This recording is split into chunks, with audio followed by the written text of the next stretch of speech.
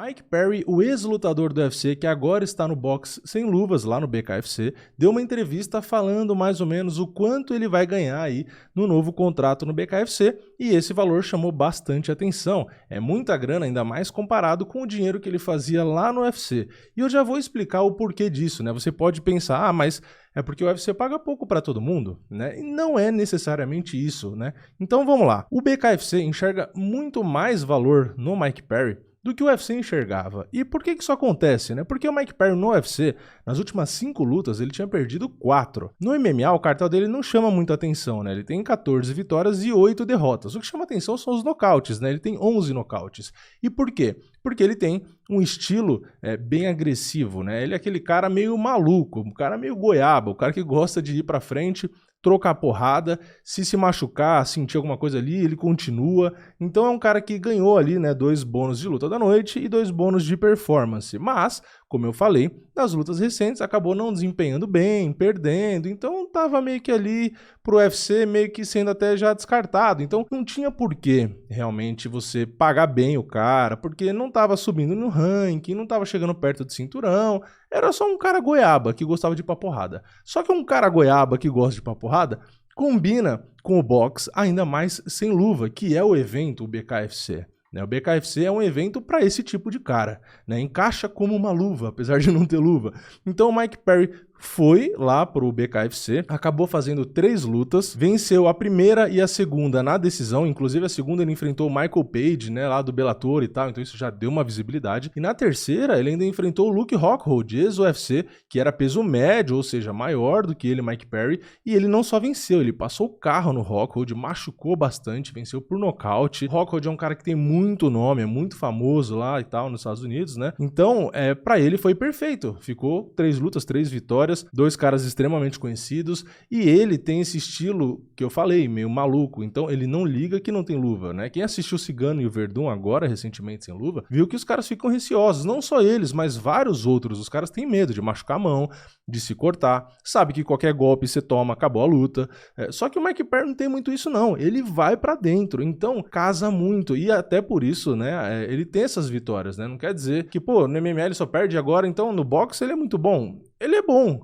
mas acho que ajuda muito essa coragem que ele tem, né? Esse instinto meio assassino que ele tem, isso ajuda demais, né? Então, ele consegue ter bons resultados. Então, essa é a diferença. Pro BKFC, é um cara valioso, é um cara que entrega show, é um cara agressivo, que não foge da luta, um cara que nocauteia. Então, é um cara legal, vale a pena pagar para ele lutar ali no BKFC. Agora no UFC, tinha valor? Não, porque no MMA, apesar dele fazer uma luta boa ou outra, já não estava numa fase legal, já não estava indo para um lado nem para o outro. Então, eu se fosse o UFC, eu não ia querer pagar muito para ele. Agora, se eu fosse o dono do BKFC, eu ia querer pagar. Deu para entender? O cara, às vezes, não é que o cara não tem qualidade para ganhar dinheiro. Não, às vezes ele só tá no lugar errado. Assim como tem atletas, né, que... Vamos citar aqui o nome para facilitar. A gente tem a Paige VanZant, que adora dar entrevista ali, falando que ganha muito mais no OnlyFans do que ganhou na carreira no UFC, que um dia do OnlyFans ganhou mais dinheiro do que na carreira inteira do UFC e tal. É a mesma coisa, né? Só que aqui ela não mudou de um esporte pro outro, apesar dela ter lutado também. Mas ela encontrou a renda, né, onde ela mais ganha dinheiro ali.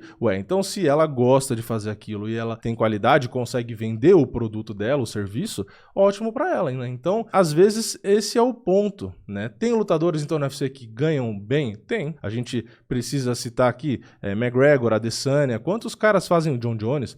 Fazem bastante dinheiro no UFC. Então, tudo vai do quanto você pode entregar, né? Tem caras no UFC que ganham bem, só que a maioria deles que ganham bem são os campeões. Tem exceções, né? Tem caras que não são campeões e ganham muito dinheiro também. Mas, enfim, você vai receber de acordo com o valor que você gera, né? Então isso não adianta, é uma regra, né? É o mesmo caso que eu já falei aqui da outra vez que eu comparei o negócio do Neymar e tal, né? O Neymar gera muito dinheiro, então ele recebe muito dinheiro. Agora, não adianta você querer ganhar muito dinheiro se você não gera dinheiro. É assim que funciona, né? É só você pensar como você sendo dono do negócio, né? Enquanto você pensar só como a cabeça de quem trabalha, né? Do funcionário e não do dono, você não vai conseguir entender, né? Porque quando você é funcionário, você pensa, eu podia ganhar 10 milhões e meus amigos também, sermos todos felizes. Sim, mundo maravilhoso seria assim. Mas se você pensar com a cabeça do cara que tá ali sendo o dono do negócio e você vê o quanto entra e o quanto sai e que não dá para ter mágica, não dá para sair mais do que entra,